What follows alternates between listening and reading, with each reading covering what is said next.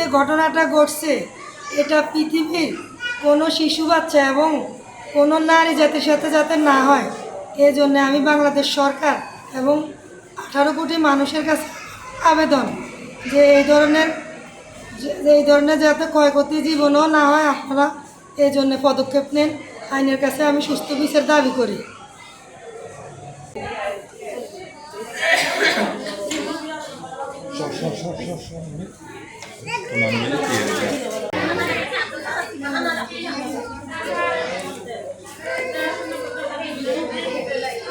যারা নিজেদেরকে জুলাইয়ের অভ্যুত্থানের স্টেক হোল্ডার দাবি করে তারা আবার সেই বিচারহীনতার সংস্কৃতি ফিরিয়ে আনতে চাইতেছে।